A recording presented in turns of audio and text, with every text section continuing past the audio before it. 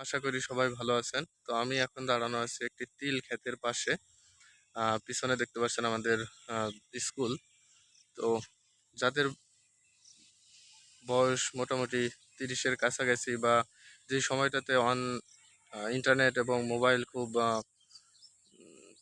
সহজলভ্য ছিল না, তখন যারা শৈশব কাটিয়েছেন তারা আসলে এই জিনিসগুলোর সাথে খুবই ইমোশনালি অ্যাটাচড। কারণ এই ফুলগুলোর মধ্যে যখন মৌমাছি মধু আহরণ করতে ঢুকতো, তখন কিন্তু আমরা এগুলা ধরে ধরে বক্সে ভরে গান শোনার মতো একটা যন্ত্র তৈরি করতাম।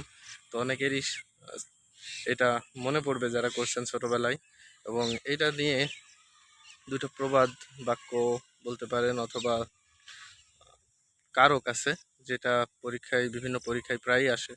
যেমন তিল থেকে তোল হয় এবং তিলে তোল আছে। তো তিলে যেটা তোল হয়, এটা গৃহীত ভয় উৎপন্ন, সবাই জানেন এটা অপাদান কারক।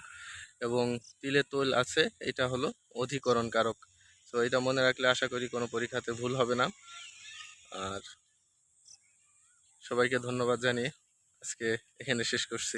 ধন্যবাদ সবাইকে।